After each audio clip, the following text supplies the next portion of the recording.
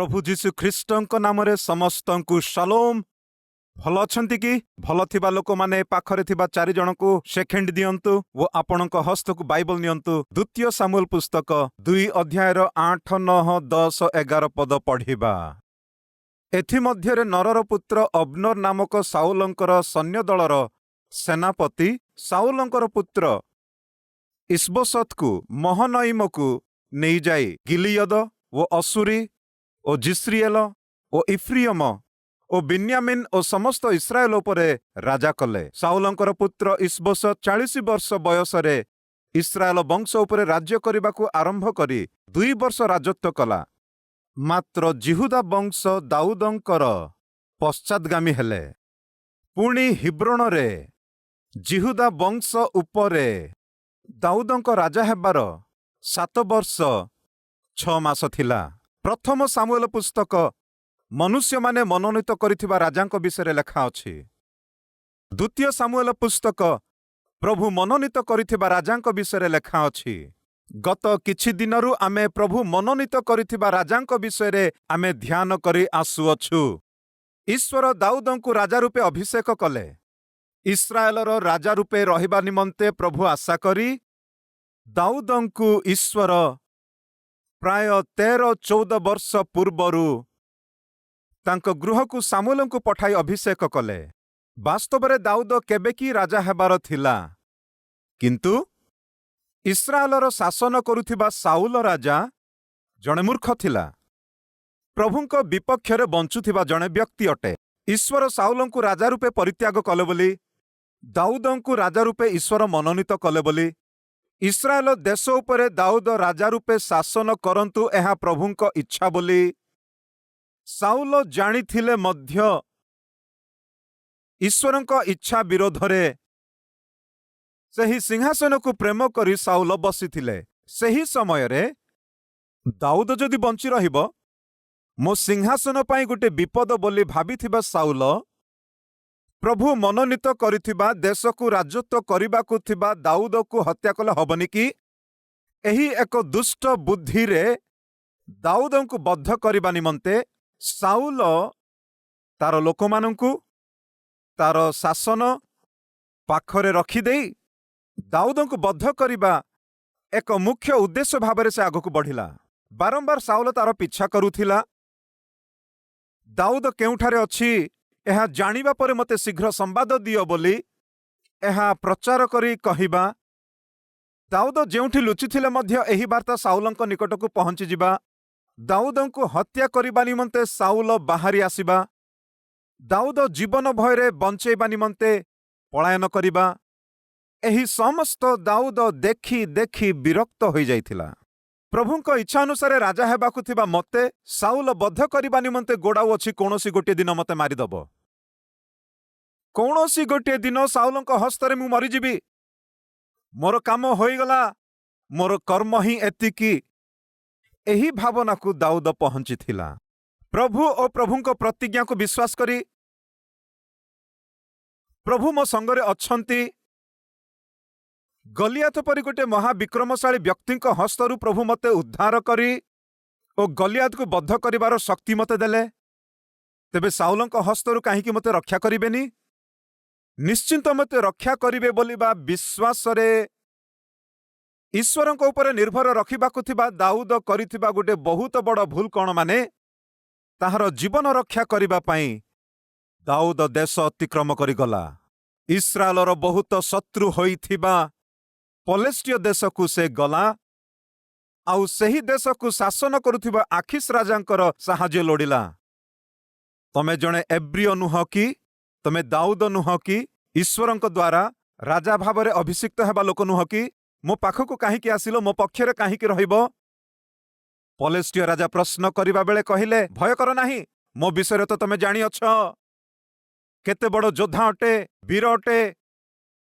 जदि कौनसी देश युद्ध करिबा पाई तुम विपक्षरे आसंती मोते बास करिबा पाई देइथिबा एही आशीर्वाद सकाशु युद्ध करिबी। पलेस्टिय को विजय देबी। एही एक नियम से माने निर्बंध करी पलेस्टिय मानक देश रे दाऊद बसवास करिबा केते दुर्भाग्य अटे। बड़ भूल। ଏହା କେତେ ଦୂର ପହଞ୍ଚିଲା ମାନେ ଦିନେ ପଲେଷ୍ଟିୟ ମାନେ ଓ ଇସ୍ରାଏଲୀୟ ମାନେ ଯୁଦ୍ଧ କରିବାର ସମୟ ଦିନେ ଆସିଲା। ଏହିପରି ଯୁଦ୍ଧ କରିବାର ସମୟ ଆସିବା ସମୟରେ ଦାଉଦ ବାସ୍ତବରେ ଇସ୍ରାଏଲର ସପକ୍ଷରେ ଯୁଦ୍ଧ କରିବାକୁ ଥିବା ଦାଉଦ ଟିକିଏ ପଲେଷ୍ଟିୟ ସପକ୍ଷରେ ରହି ଇସ୍ରାଏଲର ସୈନ୍ୟାଧିପତି ସଦାପ୍ରଭୁ ସଙ୍ଗରେ ଥିବା ସେହି ଦେଶ ବିରୁଦ୍ଧରେ ବିପକ୍ଷରେ ଯୁଦ୍ଧ କରିବା ପାଇଁ ଦାଉଦ ବାହାରି ଆସିଥିଲା। କେତେ ଦୁଃଖ ଆଜ୍ଞା! କାରଣ କ'ଣ? ଭୟ। କେଉଁ ଭୟ? ବଦ୍ଧ କରିବ ବୋଧେ ଭୟ। ବାଇବଲରେ ଗୋଟେ କଥା ଅଛି ଜାଣ କି? ଭୟ କରି ତମେ ପାପ କର ନାହିଁ। ଭୟ କ'ଣ କରିବ ଜାଣନ୍ତି କି? ଆମ୍ଭମାନଙ୍କ ଦ୍ୱାରା ପାପ କରାଇବ। ଭୟ କ'ଣ କରାଇବ ଜାଣ କି? ଆମ୍ଭମାନଙ୍କ ଦ୍ୱାରା ମନ୍ଦ କାର୍ଯ୍ୟ କରାଇବ। କୌଣସି ମୁହୂର୍ତ୍ତରେ ଚାକିରିରୁ ମୋତେ କାଢ଼ିଦେବେ ବୋଧେ ବୋଲିବା ଭୟରେ କେତେ ଲୋକେ ସେମାନଙ୍କ ଶରୀର ଖରାପ ବ୍ୟବହାର କରି ଚାକିରି ପାଇବା ଲୋକେ ନାହାନ୍ତି? ପ୍ରମୋସନ ଦେବ ନାହିଁ ବୋଧେ ଭୟରେ ବସ୍ର ଅଭିଳାଷକୁ ପୂର୍ଣ୍ଣ କରିବା ଲୋକେ କେତେ ନାହାନ୍ତି? ମୋ ବିଷୟରେ ବାହାରେ କହିଦେବ ବୋଧେ ମୁଁ ଅପମାନ ହେବି ବୋଧେ ବୋଲି ଚିନ୍ତା କରି କେତେ ଲୋକ ପାପ କାର୍ଯ୍ୟ କରିବା ଲୋକେ ନାହାନ୍ତି? ପ୍ରିୟ ଭଉଣୀ ଓ ଭାଇମାନେ, ଆଜି କେହି ଅଛନ୍ତି କି ତୁମର ଭୟ ସକାଶୁ ତମେ ନ କରିବାକୁ ଥିବା କାମ କରି ପ୍ରଭୁଙ୍କ ଦୃଷ୍ଟିରେ ଆହୁରି ତଳକୁ ଖସିଯିବା ଲୋକେ ନାହାନ୍ତି କି? ଜାଗ୍ରତ ଭଲ ନୁହେଁ। ଦାଉଦ ଭୟଭୀତ ହେଲା। ସାଉଲ ବଦ୍ଧ କରିଦେବ ବୋଲିବା ଭୟରେ ସେ ତଳକୁ ଖସିଗଲା। କେତେ ସେ ଖସିଗଲା ମାନେ ଯାହା ସହିତ କି ଗତରେ ସଂଘର୍ଷ କରି ଗଲିଆତକୁ ବଦ୍ଧ କଲା, ସେମାନଙ୍କ ସହିତ ହାତ ମିଶାଇ ଇସ୍ରାଏଲ ବିରୁଦ୍ଧରେ ଯୁଦ୍ଧ କରିବାକୁ ଆସିଲା। ଭୁଲ ଆଜ୍ଞା। ଦାଉଦ ଏପରି କରିବା ବହୁତ ବଡ଼ ଭୁଲ। ତା ଫଳରେ ତା କୁଟୁମ୍ବକୁ ହରେଇ ଦେଲା, ଧନ ସମ୍ପଦ ସବୁକିଛି ସେ ହରେଇ ଦେଲା। ପ୍ରଭୁଙ୍କର ବିପକ୍ଷରେ ଆମେ ଯଦି ଉଠିଲେ ନିଶ୍ଚିନ୍ତ ତାହାର ମୂଲ୍ୟ ଦେବାକୁ ପଡ଼ିବ। ପ୍ରିୟ ଭଉଣୀ ଓ ଭାଇମାନେ ଶୁଣନ୍ତୁ, ଜାଣି ଜାଣି ଯଦି ପ୍ରଭୁଙ୍କର ବିରୋଧ କରନ୍ତି ଓ ଜାଣି ଜାଣି ଈଶ୍ୱରଙ୍କ ବାକ୍ୟର ବିରୋଧାଚରଣ କରୁଥିଲେ ବି ତାହାର ମୂଲ୍ୟ ନିଶ୍ଚିନ୍ତ ଦେବାକୁ ପଡ଼ିବ। ଦାଉଦ ତାହା ଭୋଗିଥିଲା। ଭୁଲ କରିଥିବା ଜାଣି ଦାଉଦ ଫେରିଆସି ପ୍ରଭୁଙ୍କର ପାଦ ସେ ଧରିଲା, ଅନୁତାପ କଲା, ରୋଦନ କଲା। ତା ଫଳରେ ପ୍ରଭୁ ତାଙ୍କୁ ଦୟା କଲେ। ଦାଉଦ ହରେଇଥିବା ତାର କୁଟୁମ୍ବକୁ ସେ ଫେରି ପାଇପାରିଲା। ହରେଇଥିବା ସବୁକିଛି ସେ ଫେରି ପାଇପାରିଥିଲା। ସାଉଲ ମରିଗଲା, ନହିଲେ ସେ ନିଜକୁ ନିଜେ ହତ୍ୟା କଲା। ଦେଶ ବିପଦରେ ପଡ଼ିଅଛି।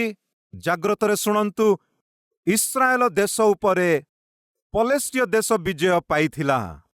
ଇସ୍ରାଏଲ ଦେଶକୁ ଶାସନ କରୁଥିବା ସାଉଲକୁ ହତ୍ୟା କରାଯାଇଥିଲା, ମରିଗଲା। ଇସ୍ରାଏଲ ପରାଜିତ ହେଲା। ଏବେ ପଲେଷ୍ଟିୟ ଦେଶ ଇସ୍ରାଏଲ ଉପରେ ସେ ବିଜୟ ପ୍ରାପ୍ତ କରିଥିବାରୁ ପଲେଷ୍ଟିୟ ଦେଶ ଇସ୍ରାଏଲ ଦେଶକୁ ସମ୍ପୂର୍ଣ୍ଣ ରୂପେ ଅକ୍ତିଆର କରିବା ପାଇଁ ପଦକ୍ଷେପ ନେଇଥିବା ଦିନ ଥିଲା। ଏବେ ଆମ କାମ ହୋଇଗଲା। ପଲେଷ୍ଟିୟ ମାନେ ଆସି ଆମ ଦେଶ ସମ୍ପୂର୍ଣ୍ଣ ରୂପେ ଆକ୍ରମଣ କରି ଆମମାନଙ୍କର ସାନ ବଡ଼ ସମସ୍ତଙ୍କୁ ସେମାନେ ବନ୍ଦୀ କରି ନେଇଯିବେ ବୋଲି ଭୟ ଭିତରେ ବଞ୍ଚିବାର ଦିନ ଥିଲା। ସେହି ପ୍ରକାରର ସମୟରେ ଈଶ୍ୱର ଦାଉଦଙ୍କୁ ରାଜା ରୂପରେ ଅଭିଷେକ୍ତ କରିବାର ଦିନ ଥିଲା। 13-14 ବର୍ଷ ଅପେକ୍ଷା କରିବା ପରେ ଦାଉଦଙ୍କ ଜୀବନରେ ମଙ୍ଗଳର ଦିନ ଆସୁଅଛି। ଜିହୁଦା ଦେଶକୁ ଗଲାବେଳେ ଜିହୁଦାର ଲୋକମାନେ ଦାଉଦଙ୍କୁ ରାଜା ଭାବରେ ଜିହୁଦାରେ ଅଭିଷେକ କଲେ। 2 ଅଧ୍ୟାୟର 4 ପଦ। ତହୁଁ ଜିହୁଦାର ଲୋକମାନେ ଆସି ସେହି ସ୍ଥାନରେ ଦାଉଦଙ୍କୁ ଜିହୁଦା ବଂଶ ଉପରେ ରାଜାଭିଷିକ୍ତ କଲେ। ଜିହୁଦାର ଲୋକମାନେ ଆସି ଦାଉଦଙ୍କୁ ଦେଖି, ଦାଉଦ ଦେଶର ରାଜତ୍ୱ କରୁଥିବା ସାଉଲ ମରିଯାଇଅଛି, ହତ୍ୟା କରାଯାଇଅଛି, ନହିଲେ ମରିଯାଇଅଛି। ପଲେଷ୍ଟିୟ ମାନେ ଅଗ୍ରସର ହୋଇ ଆମ୍ଭମାନଙ୍କର ଦେଶକୁ ବନ୍ଦୀ କରିବା ପାଇଁ ଆସୁଅଛନ୍ତି। ତୁମ ଛଡ଼ା ଆମର ଆଉ କେହି ନାହିଁ। ଏହିପରି ଭାବନାରେ ସେମାନେ ଦାଉଦଙ୍କୁ ସେଦିନ ରାଜାଭିଷିକ୍ତ କରିଥିଲେ। 13-14 ବର୍ଷ ପୂର୍ବରୁ ପରମେଶ୍ୱର ଦାଉଦଙ୍କୁ ପ୍ରତିଜ୍ଞା କରିଥିଲେ, ଆମ୍ଭେ ତୁମକୁ ଇସ୍ରାଏଲ ଦେଶ ଉପରେ ରାଜା କରିବା ଓ ଅଭିଷେକ କରିଥିଲେ। ରାଜା କରିବା ନିମନ୍ତେ ଅଭିଷେକ କଲେ। ଅନେକ ବର୍ଷ ବିତି ଯାଇଥିଲା ପରେ ମଧ୍ୟ ଦାଉଦ ଆଶା କରିଥିଲା ପରି ଦେଶକୁ ରାଜତ୍ୱ କରିବା ଦିନ ତା ଚକ୍ଷୁରେ ଦେଖିପାରିନଥିଲା। ଆଜି ଏଠାରେ କେହି ଅଛନ୍ତି କି? ପ୍ରଭୁ ମୋତେ ପ୍ରତିଜ୍ଞା ଦେଇଅଛନ୍ତି, ପ୍ରଭୁ ମୋତେ କଥା ଦେଇଅଛନ୍ତି, ପ୍ରଭୁ ମୋତେ ଦର୍ଶନ ଦେଇଅଛନ୍ତି, ଦର୍ଶନ ଦ୍ୱାରା ମୋତେ କଥା କହିଅଛନ୍ତି। मते चाकरी देवी कहले, मते गर्भफल देवी बोली कहले, और मते प्रमोशन देवी कहले, स्थिरीकृत करिबी कहले, सुस्थ करिबी बोली कहले, तुम पिलामानंकु उत्तम भविष्यत देवी बोली कहले। प्रभु तुमको देइथिबा प्रतिज्ञा ताहा कौन अटे? बाइबल शिक्षा दिए परमेश्वर मनुष्य नुहंती जे से प्रतिज्ञा करी ताहा पुणी पासोरी जिबे, से जण मिथ्यावादी नुहंती। जदि प्रभु सत्तरे आपण मानकु प्रतिज्ञा देई अछंती ताहा सत्तरे से संपूर्ण करिबे ओ सफल करिबा पई सामर्थ्य प्रभु अटंती, शक्तिशाली, सेथिरे संदेह नाही। किंतु केतेक समय रे आमर दुर्बलता सकाशु, आमर भूल सकाशु, नहिले आमे करिथिबा भूल कार्य सकाशु पाइबाकु थिबा ईश्वरंकर आशीर्वाद विलंब होई पारे। उदाहरण, मिस्र देशरू इस्राएल लोकमानंकु मुक्त करी आनिबा बेले मिस्र देशरू प्रतिज्ञात देशकु जीवा निमंते प्राय 11 दिन लागे। केते दिन? 11 दिन।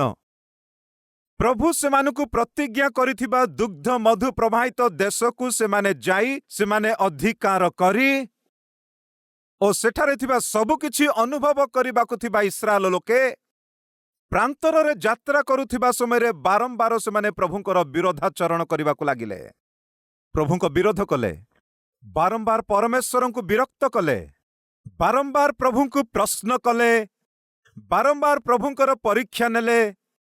11 ଦିନ ମଧ୍ୟରେ ପାଇବାକୁ ଥିବା ସେହି ସମାଧାନ ଟିକିଏ 11 ସପ୍ତାହ ହେଲା, 11 ମାସ ହେଲା, 11 ବର୍ଷ ହେଲା, 22 ବର୍ଷ ହେଲା, 30 ବର୍ଷ ହେଲା, 40 ବର୍ଷ ହେଲା, ପହଞ୍ଚିବାକୁ ଥିବା ସ୍ଥାନକୁ ମାତ୍ର ପହଞ୍ଚି ପାରିଲେ ନାହିଁ। କାରଣ ପ୍ରଭୁ କଣ ବିଳମ୍ବ କଲେ କି? ନାହିଁ ଆଜ୍ଞା। ତେବେ ଏମାନେ ପ୍ରଭୁଙ୍କର ବିରୋଧରେ ସେମାନେ ଗର୍ବ କରିବାରୁ ପହଞ୍ଚିବାକୁ ଥିବା ସ୍ଥାନକୁ ପହଞ୍ଚି ପାରିନଥିଲେ। ପ୍ରିୟ ଭଉଣୀ ଓ ଭାଇମାନେ, ଆମ ଜୀବନରେ ଏହି ବାକ୍ୟ ଶୁଣୁଥିବା ଲୋକେ କେହି ଅଛନ୍ତି କି? ମୋ ଜୀବନରେ ଭାବୁଥିବା କାମ ହେଉନାହିଁ, ମୁଁ ପହଞ୍ଚିବାକୁ ଥିବା ସ୍ଥାନକୁ ମୁଁ ପହଞ୍ଚି ପାରୁନାହିଁ, ପହଞ୍ଚିବାକୁ ଥିବା ସ୍ଥାନକୁ ପହଞ୍ଚି ପାରୁନାହିଁ, ପାଇବାକୁ ଥିବା ବିଷୟ ମୁଁ ପାଇପାରୁନାହିଁ। କାରଣ କ'ଣ ଜାଣିପାରୁନାହିଁ? କାହିଁକି ବିଳମ୍ବ ହେଉଅଛି? ଯଦି ବିଳମ୍ବ ହେଉଅଛି ବୋଲି ଭାବୁଅଛନ୍ତି ମାନେ ତେବେ ଆପଣଙ୍କର ଜଣାତରେ କିମ୍ବା ଅଜଣାତରେ ତମେ ଭୁଲ କରୁଅଛ ବୋଧେ। ତମେ ପାଇବାକୁ ଥିବା ଆଶୀର୍ବାଦ ତୁମଠାରୁ ଦୂରେଇ ତମେ ପାଇପାରୁନାହ। ଥରେ ଚିନ୍ତା କର, ଇସ୍ରାଏଲ ଲୋକମାନଙ୍କର ଜୀବନରେ ସେମାନେ ପହଞ୍ଚିବାକୁ ଥିବା ସେହି ଲକ୍ଷ୍ୟ ସ୍ଥାନକୁ ସେମାନେ ପହଞ୍ଚିବାକୁ ଥିବା ସମୟରେ ପହଞ୍ଚି ନ ପାରିବାର କାରଣ କ'ଣ? ମାନେ ସେମାନେ ବାରମ୍ବାର ପ୍ରଭୁଙ୍କର ବିରୋଧ କଲେ, ପ୍ରଭୁଙ୍କର ବାକ୍ୟ ଶୁଣିଲେ ନାହିଁ, ଇଚ୍ଛା ଅନୁସାରେ ବଞ୍ଚିଲେ, ଇଚ୍ଛା ଅନୁସାରେ କାମ କଲେ, ସେମାନେ ଆପଣକୁ ଅପବିତ୍ର କଲେ। ତା ଫଳରେ ଏପରି ଭାବରେ ପ୍ରାନ୍ତରରେ ଅନେକ କଷ୍ଟ ଭୋଗିଲେ। ବାଇବଲ ଶିକ୍ଷା ଦିଏ ପରମେଶ୍ୱର କୌଣସି ଲୋକକୁ ଅକାରଣରେ ଦଣ୍ଡ ଦିଅନ୍ତି ନାହିଁ। ଆଜି ଯଦି କେହି ଦୁଃଖ ପାଉଛନ୍ତି, କଷ୍ଟ ପାଉଛନ୍ତି, ଯଦି ଭାଙ୍ଗି ପଡୁଅଛନ୍ତି ମାନେ ପ୍ରଭୁ ତାର କାରଣ ବୋଲି ଭାବନ୍ତୁ ନାହିଁ। ବନ୍ଧୁ ବୁଝନ୍ତୁ, ସେଦିନ ଦାଉଦ 13 ବର୍ଷ ଅପେକ୍ଷା କରିବାକୁ ପଡିଥିଲା। ସେହି 13 ବର୍ଷ ଅପେକ୍ଷା କରିବାର କାରଣ ହେଉଛି ସାଉଲ ପ୍ରତିବନ୍ଧକ ଭାବେ ଠିଆ ହେଲା। ଦ୍ୱିତୀୟରେ ଦାଉଦଙ୍କର ଅବିଶ୍ୱାସ ତାଙ୍କ ପାଦରେ ଗୋଟେ ପ୍ରସ୍ତର ପରି ହୋଇଥିଲା। ତା ଫଳରେ ସେ ଅଭିଷେକ ପ୍ରାପ୍ତ କରିବାକୁ ଥିବା ସମୟରେ ସେ ଅଭିଷେକ ପ୍ରାପ୍ତ କରିନଥିଲା। ସେ ଅନୁତାପ କରିବା ଦ୍ୱାରା ଓ ପ୍ରଭୁଙ୍କର ଚରଣ ଧରିବା ଦ୍ୱାରା ପ୍ରଭୁ ଦାଉଦଙ୍କୁ ଦୟାକରି ଏଇ ଦେଖ, ଜିହୁଦା ଦେଶ ଉପରେ, ସେହି ଗୋଷ୍ଠୀ ଉପରେ ଦାଉଦଙ୍କୁ ରାଜା ରୂପେ ଈଶ୍ୱର ଅଭିଷେକ କଲେ। ତାମାନେ ଦାଉଦଙ୍କ ଜୀବନରେ ମଙ୍ଗଳର ଦିନ ଆରମ୍ଭ ହେଲା। ଯେଉଁ ଈଶ୍ୱର କି ଦାଉଦଙ୍କ ଜୀବନରେ ମଙ୍ଗଳର ଦିନ ପ୍ରାରମ୍ଭ କରିଛନ୍ତି, କେବେ ବିଳମ୍ବ ହେଉଅଛି। ମୋ ଜୀବନରେ ପାଇବାକୁ ଥିବା ଆଶୀର୍ବାଦ ଓ ଅଧିକାର ବିଳମ୍ବ ହେଉଅଛି, ନିରାଶ ହେଉଅଛି ବୋଲି ଭାବୁଥିବା ସମୟରେ ପ୍ରଭୁ କ'ଣ କଲେ? ଆଶୀର୍ବାଦ ଅଧିକାର ସେ ତା ଚକ୍ଷୁରେ ଦେଖିବା ପାଇଁ ଅବକାଶ ଦେଲେ ଓ ଦ୍ୱାର ଉନ୍ମୁକ୍ତ କଲେ। ପ୍ରିୟ ଭଉଣୀ ଓ ଭାଇମାନେ, ତୁମମାନଙ୍କ ଜୀବନରେ ମଧ୍ୟ ବିଳମ୍ବ ହେଉଅଛି ବୋଲି ଯେଉଁଥିପାଇଁ କି ଭାବୁଅଛନ୍ତି, ମନେ ଚିନ୍ତା କରୁଅଛନ୍ତି, ନିରାଶ ହତାଶ ହେଉଅଛନ୍ତି, ତୁମକୁ ଶୁଭ ଖବର, ଯେଉଁ ଈଶ୍ୱର କି ଦାଉଦଙ୍କ ଜୀବନରେ ମଙ୍ଗଳର ଦିନ ଦେବା ଆରମ୍ଭ କରିଥିଲେ, ସେହି ଈଶ୍ୱର ତୁମ ଜୀବନରେ ମଧ୍ୟ ମଙ୍ଗଳର ଦିନ ପ୍ରଦାନ କରିବାକୁ ଯାଉଅଛନ୍ତି। ଏହି ବାସ୍ତବଟି ଭୁଲନ୍ତୁ ନାହିଁ ବୋଲି ଅନୁରୋଧ କରେ। ଯେମିତି ସେମିତି ଦାଉଦଙ୍କ ଜୀବନରେ ସାଉଲର ପ୍ରତିବନ୍ଧକ ହଟିଲା, राजा भाବରେ ଅଭିଷେକ କରାଯାଇଥିଲା। କିନ୍ତୁ ଜାଗ୍ରତରେ ଶୁଣ, ଇସ୍ରାଏଲ ଲୋକମାନଙ୍କର କେତୋଟି ଗୋଷ୍ଠୀ ଥିଲା କୁହନ୍ତୁ? 12 ଗୋଷ୍ଠୀ। ଏବେ ଦାଉଦ କେତେ ଗୋଷ୍ଠୀ ଉପରେ ରାଜା ଭାବରେ ଅଭିଷେକ ହେଲେ? ଗୋଟିଏ ଗୋଷ୍ଠୀ ଉପରେ। ଆହୁରି କେତେ ଗୋଷ୍ଠୀ ଉପରେ ଦାଉଦ ରାଜା ରୂପରେ ଅଭିଷିକ୍ତ ହେବାର ବାକି ଅଛି? 11 ଗୋଷ୍ଠୀ ଉପରେ। ତାମାନେ ଦାଉଦ ସେ ପ୍ରଥମ ପଦକ୍ଷେପ ହିଁ ନେଇ ଅଛନ୍ତି। ଆହୁରି ଆଗକୁ ଅନେକ ବିଷୟ ଘଟିବାର ଅଛି। ପ୍ରିୟ ଭଉଣୀ ଓ ଭାଇମାନେ କେହି ଅଛନ୍ତି କି? ପ୍ରଭୁ ଆମକୁ ଦୟା କରିଛନ୍ତି, ପ୍ରଭୁ ମୋତେ କରୁଣା ଦେଇଅଛନ୍ତି, ପ୍ରଭୁ ଚାକିରିଟିଏ ଦେଇଅଛନ୍ତି, ପ୍ରଭୁ ମୋତେ ମଙ୍ଗଳର ଦିନ ଦେଖିବାକୁ ଦେଲେ। ଏପରି ଭାବୁଥିବା ଲୋକମାନେ ଯଦି ଅଛନ୍ତି ତେବେ ହାତ ଉଠାଇ ଆପଣମାନେ ଦେଖେଇବେ କି? ପ୍ରଭୁ ମୋତେ ଉତ୍ତମ ଦିନ ଦେଇଅଛନ୍ତି, ଦୟା ଦେଖେଇଅଛନ୍ତି ବୋଲି ହାତ ଉଠାନ୍ତୁ। ତେବେ ତୁମ ପାଇଁ ଖୁସି ଖବର, ତାହା କ'ଣ? 12 ଗୋଟି ଆଶୀର୍ବାଦ ମଧ୍ୟରୁ ତୁମେ କେବଳ ଗୋଟିଏ ପାଇଅଛ। ଆହୁରି 11 ଗୋଟି ଆଶୀର୍ବାଦ ଗୁପ୍ତ ଅଛି। ଆହୁରି ଅନେକ ଆଶୀର୍ବାଦ ତୁମେ ପାଇବାର ଅଛି, ଯାହାକି ବହୁତ ବହୁତ ବାକି ଅଛି। କାହିଁକି? ମୁଁ ପ୍ରଚାର କରୁଥିବା ପ୍ରଭୁ ତମେ ଯାହା ମାଗିଅଛ, ମାଗିବା ଓ ଭାବିବା ସେ ସବୁ ପୂର୍ବରୁ ତୁମକୁ ଅତ୍ୟଧିକ ଭାବରେ ଆଶୀର୍ବାଦ କରିବା ପାଇଁ ସେ ସାମର୍ଥ୍ୟ ପ୍ରଭୁ ଅଟନ୍ତି। ଏହା ବାଇବଲ କହେ। ବର୍ତ୍ତମାନ ଦାଉଦଙ୍କ ଜୀବନରେ ମଙ୍ଗଳର ଦିନ ଆସିଗଲା ନୁହଁ କି? ଏପରି ଆସିଲା ପରେ ଜିହୁଦା ଦେଶର ଲୋକେ ଆସି ତାଙ୍କୁ ରାଜା ଭାବରେ ଅଭିଷେକ କଲା ପରେ ଆଉ ଜଣେ ଲୋକ ଦେଖାଗଲେ। ଅଭିଷେକ ପାଇବା ପୂର୍ବରୁ ସାଉଲ ଥିଲା ଅଭିଷେକକୁ ପ୍ରତିବନ୍ଧ କରିବା ନିମନ୍ତେ। ଅଭିଷେକ ପ୍ରାପ୍ତ କଲା ପରେ ଆଉ ଜଣେ ସେ ଦେଖାଯାଉଅଛନ୍ତି, ଯିଏକି ଆଗକୁ ଯେପରି ନ ବଢିବ ଓ ସଫଳ ପ୍ରାପ୍ତ ନ କରିବ। ଏହି ବ୍ୟକ୍ତି କିଏ? ଆସନ୍ତୁ ଦେଖିବା 8 ପଦରେ। ଏଥିମଧ୍ୟରେ ନରର ପୁତ୍ର ଅବନର ନାମକ ସାଉଲଙ୍କର ସୈନ୍ୟ ଦଳର ସେନାପତି। ରାଇଟ୍। ଦାଉଦ ଜିହୁଦା ଦେଶ ଉପରେ ରାଜା ଭାବରେ ଅଭିଷେକ ପ୍ରାପ୍ତ କଲା ପରେ ନେକ୍ସଟ ଷ୍ଟେପ୍ କ'ଣ? ଅବଶିଷ୍ଟ 11 ଗୋଷ୍ଠୀ ଉପରେ ଦାଉଦ ରାଜା ରୂପେ ଅଭିଷିକ୍ତ ହେବା ଦରକାର। ସେହିଦିନ ଆସନ୍ତାକାଲି ଆସିବ ବୋଧେ ବୋଲି ଦାଉଦ ଭାବିବା ସମୟରେ ସଡନଲି ଅବନର ନାମକ ଗୋଟିଏ ଦୁଷ୍ଟ ବ୍ୟକ୍ତି ଦେଖାଯାଇଥିଲା। ଦାଉଦ ତାଙ୍କ ଜୀବନରେ ଆଗକୁ ବଢୁଥିବା ସମୟରେ, ଦାଉଦଙ୍କର ସ୍ୱପ୍ନ ସାକାର ହେବାକୁ ଯାଉଥିବା ବେଳେ, ଦାଉଦଙ୍କ ଜୀବନରେ ସେ ଆଶା କରିଥିବା ଓ ପାଇବାକୁ ଥିବା ଅଧିକାର ପ୍ରାପ୍ତ କରିବା ପାଇଁ ଆଗକୁ ବଢିବା ସମୟରେ ଆଉ ଜଣେ ପ୍ରତିବନ୍ଧକ କରିବା ପାଇଁ ଦେଖାଯାଇଥିଲା। ତାଙ୍କ ନାମ ଅବନର। ପ୍ରିୟ ଭଉଣୀ ଓ ଭାଇମାନେ ଦୟାକରି ଶୁଣନ୍ତୁ। ଆପଣଙ୍କ ଆତ୍ମିକ ଯାତ୍ରାରେ, ସେପରି ବ୍ୟକ୍ତିଗତ ଜୀବନରେ ଓ ଚାକିରିରେ, କୁଟୁମ୍ବ ବ୍ୟବସ୍ଥାରେ କି ଅବା ବ୍ୟବସାୟରେ ଆଗକୁ ବଢୁଥିବା ସମୟରେ ଓ ଯାହା ଚାହୁଁଅଛ ତାହା ପାଇବା ସମୟରେ, ଆଶା କରିଥିବା ବିଷୟ ପାଇବାକୁ ଥିବା ସମୟରେ, ଏବେ ମୋତେ ମଙ୍ଗଳର ଦିନ ଆସୁଅଛି, ମୋହର ସ୍ୱପ୍ନ ପୂରଣ ହେବାକୁ ଯାଉଅଛି, କରିବା ପ୍ରାର୍ଥନାର ଉତ୍ତର ପାଇବାକୁ ଯାଉଛି, ଏପରି ଭାବି ଆଶା କରି ତମେ ଅପେକ୍ଷା କରିବା ବେଳେ ଅନେକ ସମୟରେ ତମେ ଆଶା କରିଥିବା ଉତ୍ତର ନ ପ୍ରାପ୍ତ କରି, ଭାବିଥିବା ସ୍ଥିତି ଓ ସ୍ଥାୟୀକୁ ନ ପହଞ୍ଚି, ପ୍ରତିବନ୍ଧକ ହେଉଥିବା, ପ୍ରତିବନ୍ଧକ କରୁଥିବା ଲୋକମାନେ ସହଜରେ ଆପଣଙ୍କୁ ଦେଖାଦେବେ। ପ୍ରଭୁଙ୍କ ଇଚ୍ଛା ଅନୁସାରେ ବଞ୍ଚୁଥିବା ଦାଉଦଙ୍କର ଜୀବନରେ ଇସ୍ରାଏଲ ଦେଶ ଉପରେ ରାଜାଭିଷିକ୍ତ ପ୍ରାପ୍ତ କରିବାକୁ ଥିବା ସମୟରେ ପ୍ରତିବନ୍ଧକ ଭାବେ ଅବନର ଆସିଥିଲା। ଆସି କ'ଣ କଲା ଜାଣନ୍ତି କି? ଇଶବୋଶେତ ନାମକ ସାଉଲଙ୍କର ଜଣେ ପୁତ୍ରଙ୍କୁ ଇସ୍ରାଏଲ ଦେଶ ଉପରେ ତାଙ୍କୁ ରାଜାଭିଷିକ୍ତ କରି, ରାଜା ଭାବରେ ମନୋନୀତ କରି, ରାଜା ଭାବେ ଘୋଷଣା କରିଦେଲେ। ପ୍ରିୟ ଭଉଣୀ ଓ ଭାଇମାନେ ଶୁଣୁଛନ୍ତି କି? ସାଉଲଙ୍କର ମରଣ ଦେଶକୁ 2 ଭାଗ କରିଦେଲା। ସାଉଲଙ୍କର ଶାସନ ଭଲ ନଥିବାରୁ ସାଉଲ ମରିଗଲା ପରେ ଦେଶ 2 ଭାଗ ହୋଇଗଲା। ସେହିପରି ସୋଲୋମନ ମରିଗଲା ପରେ ଦେଶ ମଧ୍ୟ 2 ଭାଗ ହୋଇଯାଇଥିଲା। କାହିଁକି? ସୋଲୋମନର ରାଜତ୍ୱ ମଧ୍ୟ ଭଲ ନଥିଲା। ପବିତ୍ର ଭାବରେ ବଞ୍ଚି ପବିତ୍ର ଭାବରେ ଶାସନ କରିବାକୁ ଥିବା ସେହି ସୋଲୋମନ ପାପିଷ୍ଟ ଅଭିଳାଷରେ ପୂର୍ଣ୍ଣ ହୋଇଯାଇ ଅପବିତ୍ରତା ଭାବରେ ବଞ୍ଚି ରାଜତ୍ୱ କରିଥିବାର କାରଣ ହେତୁ ସୋଲୋମନଙ୍କର ମରଣ ପରେ ଦେଶ 2 ଭାଗରେ ବିଭକ୍ତ ହୋଇଯାଇଥିଲା। ସାଉଲ ରାଜା ମରିଗଲା ପରେ ଜିହୁଦା ଦେଶ ଉପରେ ଦାଉଦ ରାଜା ଥିଲେ ଓ ଇସ୍ରାଏଲ ଉପରେ ଇଶବୋଶେତ ନାମକ ବ୍ୟକ୍ତି ସାଉଲଙ୍କର ସନ୍ତାନ ରାଜା ରୂପରେ ସେ ଅଭିଷିକ୍ତ ହେଲା।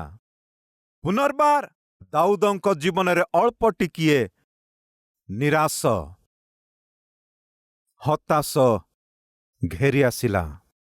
କାରଣ କିଏ? ଅବ୍ନର। ପ୍ରିୟ ଭଉଣୀ ଓ ଭାଇମାନେ, ଆମ୍ଭମାନଙ୍କ ଜୀବନରେ ଜୀବନ ଯାତ୍ରାରେ ଏପରି ଲୋକେ ଅନେକ ଅଛନ୍ତି। ଆମ ଜୀବନ ଯାତ୍ରାରେ କେତେକ ଭଲ ଲୋକେ ଦେଖାଯାଆନ୍ତି। ସେହି ଭଲ ଲୋକମାନେ ଆମକୁ ଆନନ୍ଦ ଦେଉଥାନ୍ତି। ମନ୍ଦ ଲୋକମାନେ ବି ଆମକୁ ସାମ୍ନା କରନ୍ତି ଓ ସେମାନେ ଆମମାନଙ୍କୁ ଅନେକ ଅନୁଭବ ଦିଅନ୍ତି। ଆଉ କେତେକ ପ୍ରବଞ୍ଚକମାନେ ମଧ୍ୟ ଆମ ଜୀବନରେ ଦେଖା ଦେଇଥାନ୍ତି। ପ୍ରବଞ୍ଚକମାନଙ୍କ ଦ୍ୱାରା ଆମେ ଆମ ଜୀବନରେ ଚେତାବନୀର ଶିକ୍ଷା ଆମେ ଅର୍ଜନ କରିଥାଉ। ସେମାନେ ଆମକୁ ପାଠ ଶିଖାନ୍ତି। ଆମକୁ ପ୍ରେମ କରୁଥିବା ଲୋକମାନେ ମଧ୍ୟ ଆମ ଜୀବନରେ ଆସିଥାନ୍ତି। ସେମାନେ ଆମ ଜୀବନରେ ଏକ ମିଷ୍ଟକର ସ୍ମରଣ ଦେଇଯାଆନ୍ତି।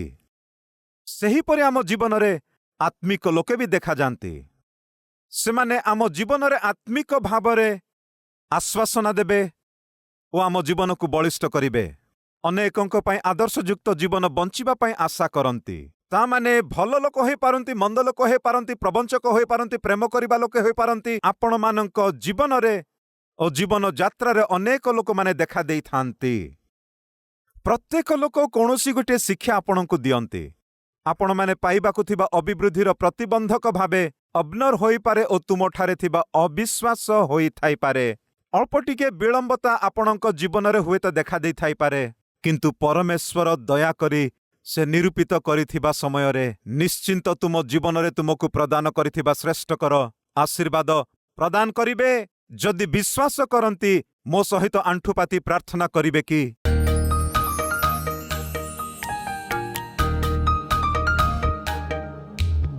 ହେ ମହାପବିତ୍ର ପ୍ରେମମୟ ପିତା, ପ୍ରଚାରିତ ଏହି ବାକ୍ୟକୁ ଫଳପ୍ରଦ କର ପ୍ରଭୁ। ଆଜିଠାରୁ ତୁମରି ଇଚ୍ଛା ଅନୁସାରେ ବଞ୍ଚିବା ପାଇଁ ଆମକୁ ସାହାଯ୍ୟ କର ବାପା। ହେ ପିତା, ଆମ ଜୀବନରେ ଆମ୍ଭମାନଙ୍କ ପ୍ରାର୍ଥନାର ଉତ୍ତର ବିଳମ୍ବ ହେଲେ ବି, ଆମ୍ଭମାନଙ୍କର ଚେଷ୍ଟା ଅସଫଳତା ହେଲେ ବି, ଆମ୍ଭେ ଆପଣାକୁ ସନ୍ଧାନ କରି ବାପା ଆମର ଅବାଧ୍ୟତା, ଅବିଶ୍ୱାସ, ଅପବିତ୍ରତାକୁ ହେ ପିତା ତାହା ମାନି ଓ ପରିତ୍ୟାଗ କରି ବାପା ଆମେ ଯଦି ତୁମରି ଚରଣରେ ପଡ଼ିଲେ ନିଶ୍ଚିନ୍ତ ତୁମେ ଦୟା କରିବ। ବିଳମ୍ବ ହେଉଥିବା ବିଷୟରେ ପ୍ରଭୁ ତୁମେ ଅଦ୍ଭୁତ କାର୍ଯ୍ୟ କରି ପ୍ରଭୁ ଆମ୍ଭମାନଙ୍କ ନିମନ୍ତେ ରଖିଥିବା ଶ୍ରେଷ୍ଠକର ଆଶୀର୍ବାଦ ତୁମେ ପ୍ରଦାନ କରିବ। ସେହି ପ୍ରକାର ବାକ୍ୟ ଆମ୍ଭମାନଙ୍କୁ ଆଜି ପ୍ରଦାନ କରି ଆମମାନଙ୍କର ବିଶ୍ୱାସକୁ ଦୃଢ଼ କରିଥିବାରୁ ଧନ୍ୟବାଦ ଦେଇ ବାପା, ଯେଉଁମାନେ କି ଆଜି ବିଭିନ୍ନ ଆବଶ୍ୟକତା ନେଇ ତୁମ ନିକଟକୁ ଆସି ପ୍ରାର୍ଥନା କରିଅଛନ୍ତି, ସେହି ଆବଶ୍ୟକକୁ ପ୍ରଭୁ 100% ତୁମେ ପୂର୍ଣ୍ଣ କରି ମହିମାନ୍ୱିତ ହୁଅ ବୋଲି ଯୀଶୁଙ୍କ ନାମରେ ପ୍ରାର୍ଥନା କରୁଅଛୁ ବାପା। ଆମେନ୍।